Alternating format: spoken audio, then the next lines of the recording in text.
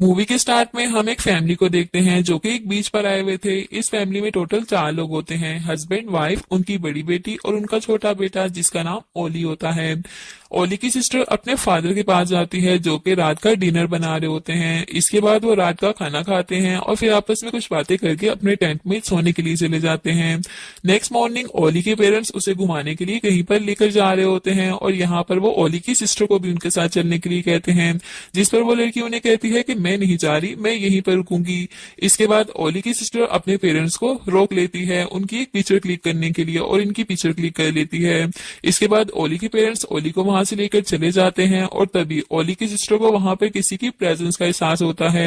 अब क्योंकि वो वहां पर अकेली थी इसीलिए उसे काफी ज्यादा डर भी लगता है और वो जाकर अपनी गाड़ी में बैठ जाती है।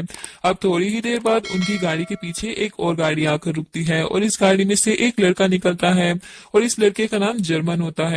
जर्मन के साथ एक और लड़का भी आया होता है और इस लड़के का नाम चोक होता है। अब जर्मन और चोक ओली की सिस्टर को उसकी गाड़ी में देख लेते हैं और यहाँ पर जर्मन चोक को कहता है कि चलो इस लड़की को यहाँ से लेकर चलते हैं, जिस पर चोक जर्मन को कहता है कि नहीं, तुमने पहले भी ऐसा किया था जिसकी वजह से तुम्हें जेल जाना पड़ा। लेकिन जर्मन उसे कहता है कि मुझे अपनी गलती पर एहसास है और मैंने इससे बहुत कुछ सीख भी लिया है। और जर्मन चोक को ये भी कहता है कि मैं इस लड़की को यहाँ से लेकर ही जाऊंगा, जिस पर चोक भी एग्री हो जाता है। अब इसके बाद जर्मन उनके टेंट के पास जाता है ये चेक करने के लिए कि क्या वो लड़की अकेली है या इसके साथ और कोई भी है। लेकिन तभी ओली की सिस्टर जाग जाती है और चोक को अपनी गाड़ी के पास देखकर काफी ज्यादा डर जाती है और कहती है कि मेरी गाड़ी से पीछे हटो। चोक थोड़ी देर के लिए उसकी गाड़ी से पीछे हटता है और फिर आगे आ जाता है, जिस पर ओली की सिस्टर डर जाती है और गाड़ी का हॉर्न बजाने लगती है। हॉर्न की आवाज जर्मन और ओली के पेरेंट्स भी सुन लेते हैं, जिस पर जर्मन समझ आता है कि वो लड़की जाग चुकी है, इसीलिए वो जल्दी से गाड़ी की तरफ भागता है। दूसरी तरफ ओली के फादर भी चेक करने के लिए वहां पर चले जाते हैं। अब यहाँ पर जर्मन गन पॉइंट पर ओली की सिस्टर को गाड़ी से बाहर निकाल लेता है, लेकिन तभी वहां पर ओली के फादर भी आ जाते हैं और वो लोग ओली के फादर पर अटैक करके उनको नीचे गिरा देते हैं और ओली को सिस्टर को वहां से लेकर जाने लगते हैं। लेकिन तभी ओली की मदर ओली को टेंट में छुपाकर वहां पर आ जाती है और चौक पर अटैक कर देती है। इस तरह ओली की सिस्टर को वहां से भागने का मौका मिल जाता है। लेकिन तभी जर्मन वहां पर गोली चलाकर उस लड़की को रोक लेता है और इसके बाद जर्मन और चौक उन तीनों को बांध देता है और एक जगह पर लेकर जाने लगता है, जहां पर जाकर वो दोनों इन तीनों को बहुत ज्यादा टॉर्चर करते हैं। अब यहाँ पर चौक एक जगह पर बैठकर ओली की सिस्टर का मोबाइल चेक कर रहा होता है, जिसमें वो उन लोगों की फैमिली पिक्चर भी देख लेता है और उसमें ओली की पिक्चर को भी देख लेता है, जिस पर वो समझ जाता है कि ये बच्चा यहाँ पर नहीं है, यानी ये बच्चा इधर मिसिंग है। इसके बाद चौक वो फोटो जर्मन को भी दिखा देता है। जर्मन उसकी मदर से ओली के बारे में पूछता है, जिस पर वो उन्हें कुछ भी नहीं बताती। इसके बाद वो दोनों उन तीनों को काफी ज्यादा टॉर्चर करने लगते हैं और इन तीनों को एक अलग अलग ट्री के साथ बांध देते हैं। अब यहाँ पर जर्मन एक बियर कैन ओली के फादर के सर पर रख देता है, लेकिन ओली के फादर काफी ज्यादा डर रहे होते हैं और घबराहट की वजह से वो हिल रहे होते हैं, इसलिए वो कैन नीचे गिर जाता है। जर्मन दोबारा से वो कैन उनके सर पर रखता है, लेकिन वो कैन दोबारा से नीचे गिरने लगता है, जिस पर चोक को काफी ज्यादा गुस्सा आने लगता है और इसीलिए वो गुस्से में ओली के फादर को शूट कर देता है और उन्हें जान से मार देता है। इसके बाद जर्मन वो बियर कैन ओली की मदर के सर पर रखता है और अब की बार वो खुद निशाना बनाता है और अब वो ओली की मदर को भी शूट करके उन्हें मार देता है। इसके बाद वो दोनों ओली की सिस्टर को भी मारकर ओली को ढूंढने के लिए उनके टेंट में चले जाते हैं, लेकिन ओली वहां से चला जाता है और रोते रोते वो कहीं पर गुम जाता है। इसके बाद 3 दिन बाद हम एक कपल को देखते हैं जो उसी बीच पर आए थे और उन लोगों को वो जगह काफी ज्यादा अच्छी लगती है, इसीलिए वो उन लोग के टेंट के पास ही अपना एक टेंट लगा देते हैं। असल में इन लोग की नई नई शादी हुई थी और वो लोग अपना टाइम स्पेंड करने के लिए वहां पर आए थे। इनमें से जो लड़की होती है उसका नाम सैम होता है। इसके बाद सैम एक जगह पर अकेली बैठी होती है और उन लोगों के टेंट की तरफ देखने लगती है और सोचती है कि यहाँ पर भी एक फैमिली होगी जो थोड़ी देर तक यहाँ पर आ जाएगी, लेकिन उसको क्या पता था कि वो फैमिली तो मर चुकी है। दूसरी तरफ सैम का हस्बैंड आग जलाने के लिए लकड़ियां इकट्ठी कर रहा होता है और तभी उसे एक छोटे बच्चे की कैप भी मिलती है। अब रात के टाइम वो लोग आग जलाते हैं और बातें करने लगते हैं।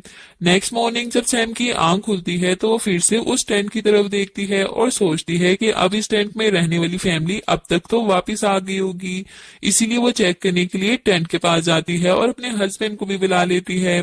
सैम यहाँ पर अपने हस्बैंड को टेंट खोलकर दिखाती है और कहती है कि यहाँ पर कुछ न कुछ बुरा हुआ है, क्योंकि टेंट में सारा सामान इधर उधर बिखरा पड़ा हुआ था। सैम का हस्बैंड कहता है कि हमें इस बारे में पुलिस को इन्फॉर्म करना चाहिए, लेकिन तभी उनकी गाड़ी का एक टायर खराब हो जाता है।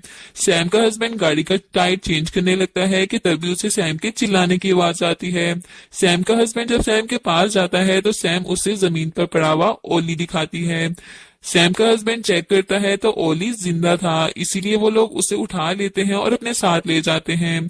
इसके बाद सैम और उसका हस्बैंड ओली के पेरेंट्स को ढूंढने का डिसाइड करते हैं और अभी वो लोग जाने ही लगते हैं कि तभी वहां पर चोक आ जाता है। सैम और उसका हस्बैंड चोक को ओली दिखाते हैं और उसे सारी बात बता देते हैं। इसके बाद वो चोक से हेल्प मांगते हैं, जिस पर चोक उन्हें कहता है कि तुम्हें परेशान होने की जरूरत नहीं है, इनके पेरेंट्स यहीं कहीं आसपास भी हो सकते हैं और हो सकता है कि वो किसी मुसीबत में भी हो, इसलिए हमें जाकर उन्हें ढूंढना चाहिए। जिस पर सैम का हस्बैंड उन्हें कहता है कि अगर उनके पेरेंट्स किसी मुसीबत में हैं तो हमें उनकी हेल्प करनी चाहिए। इसके बाद चोक अपनी गाड़ी से गन निकाल कर आता है और सैम के हस्बैंड को साथ लेकर वहां पर उनको ढूंढने के लिए चला जाता है। अब यहाँ पर सैम क्योंकि अकेली रह गई थी, इसलिए वो डरने लगती है और अपनी गाड़ी में बैठ जाती है, जहां पर उसे एक नाइफ भी मिलती है। इसके बाद वो ओली को देखती है जो कि आराम से गाड़ी में सो रहा होता है। दूसरी तरफ हम चोक को देखते हैं जो कि सैम के हस्बैंड को उसी जगह पर ले आया था जहां पर उसने ओली के पेरेंट्स को टॉर्चर करके मार दिया था। अब यहाँ पर आकर चोक देखता है कि ओली की मदर तो वहां पर है ही नहीं, यानी वो अभी तक जिंदा है। ये देखकर वो काफी ज्यादा डर जाता है, काफी घबरा जाता है। सैम का हस्बैंड जब उन लोगों को इस हालत में देखता है तो वो चोक को कहता है कि चलो यहाँ से, लेकिन चोक उसे कहता है कि रुको, ओली की मदर तो यहाँ पर है ही नहीं, इसीलिए हमें उन्हें ढूंढना चाहिए। और थोड़ी ही देर में वो ओली की मदर को भी ढूंढ लेते हैं। सैम का हस्बैंड जब ओली की मदर की ये हालत देखता है तो वो जल्दी से उनके पास चला जाता है, जो कि अभी उनकी थोड़ी बहुत सांसें बच गई थी, लेकिन तभी चोक उन्हें शूट करके मार देता है। ये देखकर सैम का हस्बैंड काफी ज्यादा डर जाता है, जिस पर चोक उसे कहता है कि अरे ये क्या, तुम तो डर गए, मैं तो तुम्हें काफी बहादुर इंसान समझ रहा था। जिस पर सैम का हस्बैंड उसे कहता है कि क्या तुम मुझे भी मार दोगे? जिस पर चोक उसे कहता है कि नहीं, बिल्कुल भी नहीं, मैं तुम्हें इतनी आसानी से तो नहीं मारूंगा, बल्कि मैं तुम्हें तड़पा तड़पा के मारूंगा। इसके बाद वो सैम के हस्बैंड के करीब आता है और कहता है कि उठो, चलो यहाँ से। और तभी सैम का हस्बैंड मौके का फायदा उठाकर चोक को पुश कर देता है और वहां से भाग जाता है। दूसरी तरफ हम सैम को देखते हैं जिसके पास जर्मन आ जाता है और सैम उसे सारी बात बता देती है।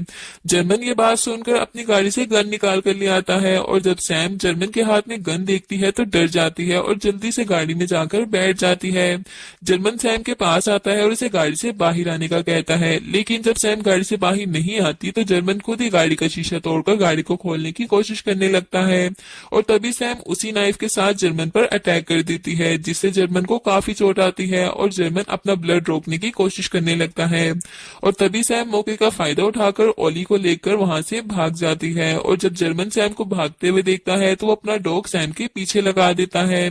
दूसरी तरफ सैम का हस्बैंड चोक से बचते बचते एक जगह पर छुप जाता है और चोक भी उसके पीछे पीछे आने लगता है और तभी चोक को उसके पीछे किसी के भागने की आवाज आती है और वो बगैर कुछ देखे सोचे समझे उस तरफ शूट कर देता है।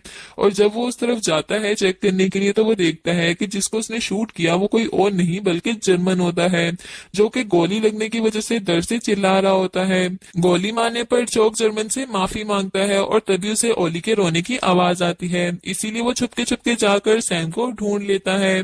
इसके बाद वो सैम को गन पॉइंट पर जर्मन के पास ले आता है और वहां लाने पर चोक सैम से सबसे पहले ओली को पकड़ता है और उसे जमीन पर रखता है। इसके बाद चोक जर्मन को गोली मार देता है क्योंकि चोक से जर्मन का दर्द नहीं देखा जा रहा था। इसके बाद चोक सैम को लेकर कहीं पर जा रहा होता है और यहाँ पर सैम गुस्से में गाड़ी के स्टीयरिंग को घुमा देती है, जिससे उनका काफी बुरा एक्सीडेंट होता है और गाड़ी ट्री पर जाकर लगती है। इसके बाद दूसरी तरफ हम देखते हैं कि सैम का हस्बैंड पुलिस को लेकर वहां पर आ जाता है, जिसकी वजह से चोक उन पुलिस ऑफिसर पर भी अटैक कर देता है और इन दोनों में काफी ज्यादा फाइट होने लगती है, जिसमें चोक भी काफी ज्यादा इंजर्ड हो जाता है। अब गन पॉइंट पर चोक सैम और उसके हस्बैंड को गाड़ी में बिठाता है और गाड़ी सैम ड्राइव करती है। चोक गाड़ी के पीछे बैठता है क्योंकि वो काफी ज्यादा इंजर्ड हो गया था। यहाँ पर सैम काफी स्पीड में गाड़ी ड्राइव करती है और गाड़ी को क्रैश करने का सोचती है, लेकिन गाड़ी दोबारा से उल्टकर सीधी हो जाती है, जिसकी वजह से वो काफी ज्यादा इंजर्ड हो जाते हैं। अब यहाँ पर गाड़ी से सबसे पहले चौक बाहर आता है और इसके बाद सैम आती है। सैम एक पत्थर से चौक के सर को क्रश कर देती है और इसके बाद सैम की आंखें एक हॉस्पिटल में खुलती है और तभी सैम अपने हस्बैंड के पास जाती है जो कि काफी ज्यादा इंजर्ड हो गए थे। अब इसके बाद सैम ओली के बारे में सोचने लगती है। ओली भी बच गया था जिसे जर्मन के डॉग ने बचाया था।